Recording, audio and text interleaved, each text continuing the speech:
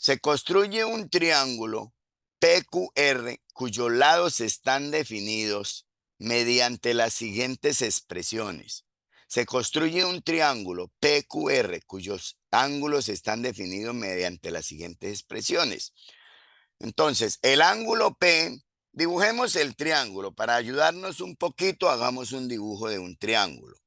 No importa cómo lo hagamos, porque no sabemos la naturaleza del triángulo. Hagamos como queramos. Aquí vea. Este es el triángulo.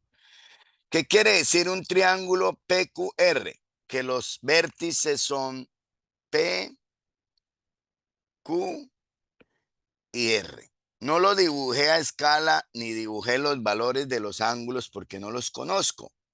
Lo único que sé es que es un triángulo y que tiene tres ángulos, tres vértices. Y los vértices son PQR y así se llaman los ángulos. También sé que el ángulo P es 3x menos 5. El ángulo Q es 2x más 15.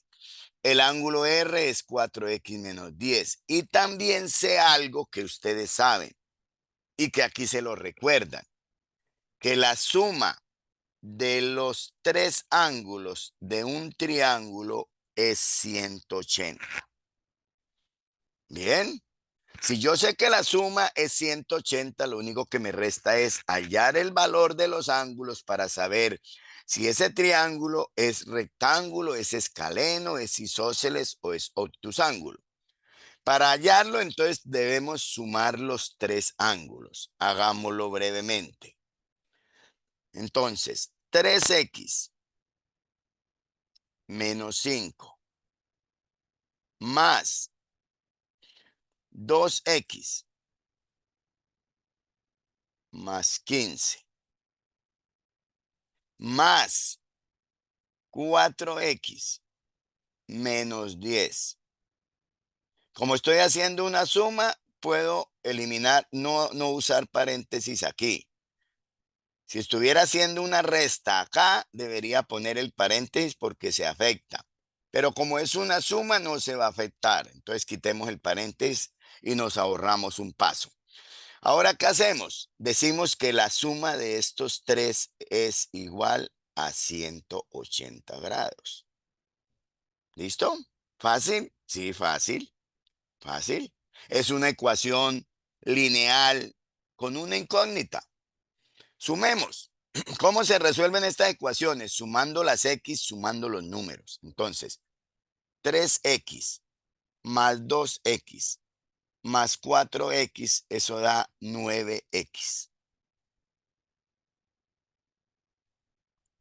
Menos 5 más 15 menos 10, eso da 0.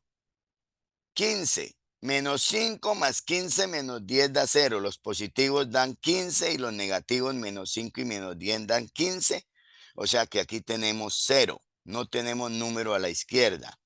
A la derecha tenemos 180. Entonces yo concluyo que x es igual a 180. El 9 que está multiplicando lo paso a dividir y concluyo que x tiene un valor de 20. Como x vale 20, yo ya puedo hallar los tres ángulos. Vamos a hacerlo con color rojo. Si x vale 20, 3x vale 60. Reemplazo en los valores de P. El ángulo P es igual a 3 por x, pero x vale 20, menos 5. 3 por 20, 60, menos 5 da 55. Bueno, ese es el ángulo P, entonces pongámoslo aquí, 55.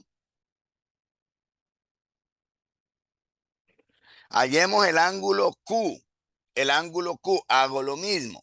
Voy a hacerlo más rápido. X vale 20. 2 por X daría 40.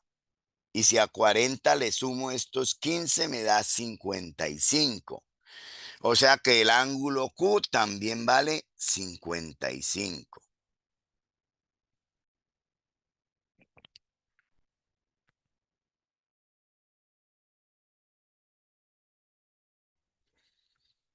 Ahora hallemos el ángulo R. Si X vale 20, 4 por X valdría 80. Menos 10, 70.